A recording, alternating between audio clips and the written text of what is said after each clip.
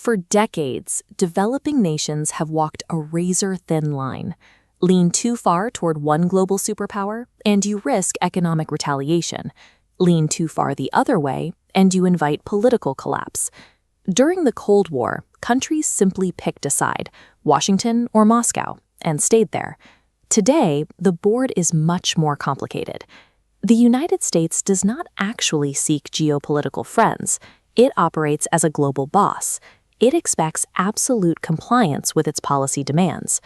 To enforce this compliance, Washington relies on three primary tools: a monopoly on the global reserve currency, strict control over who gets advanced military hardware, and the covert capability to replace uncooperative governments. For a developing nation, fully committing to that system means surrendering national sovereignty. To survive without getting crushed, these countries have had to invent an entirely new playbook. When smaller nations actively defy the dominant superpower, the retaliation rarely comes as an outright military invasion. Instead, their internal stability suddenly degrades. Take the recent sudden collapse of Bangladesh's leadership. Prime Minister Sheikh Hasina found herself rapidly ousted after falling out of favor with Western interests. The mechanics of flipping a government follow a distinct pattern. Intelligence agencies, like the CIA, can weaponize economic instability, inflate domestic prices, and covertly fund opposition leaders or student protests to force a regime change. Watching these swift removals, other nations realized that picking a permanent side is a trap. Instead, they evolved into three distinct strategic archetypes to balance the superpowers against each other. The first archetype is the double dealer. Pakistan manages to keep its struggling economy afloat through geographic extortion. It sits right at the crucial intersection of the Middle East, Central Asia, and India, making it the indispensable gateway to Afghanistan or Iran. Islamabad eagerly accepts massive infrastructure investments from China, but simultaneously it offers the United States strategic military access, ensuring both powers remain heavily invested in its survival. Recently, Pakistani leadership pitched the United States by opening a briefcase full of rare earth minerals from Balochistan right in front of Donald Trump. They leveraged their internal resources to secure American backing against regional rivals.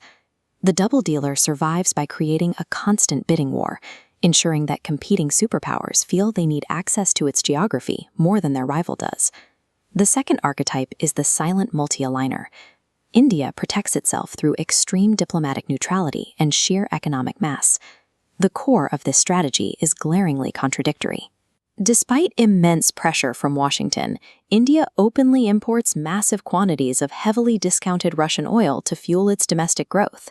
Yet, to balance that defiance, New Delhi simultaneously spends billions on advanced defense technology from the United States and Israel, positioning itself as the vital regional counterweight to China. By keeping quiet on the global stage and focusing purely on market expansion, India proves that becoming too economically vital is a highly effective defense.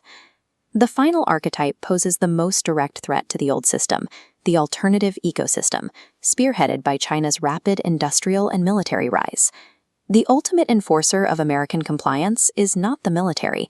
It is the global reliance on the US dollar for over 80%. BRICS is an intergovernmental organization comprising major emerging economies that are actively engineering a multipolar financial network designed specifically to bypass dollar sanctions. This powerful alternative ecosystem gives developing nations the leverage to reject unipolar demands without triggering immediate economic ruin. The era of permanent ideological loyalty is effectively over. We have entered a period of issue-by-issue, highly transactional partnerships.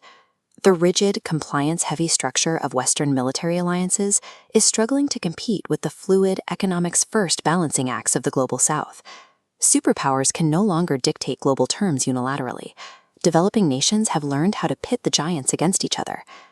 As we move toward a multipolar world, true power belongs to the nation that masters the tightrope, extracting resources from all sides without bowing to a single master.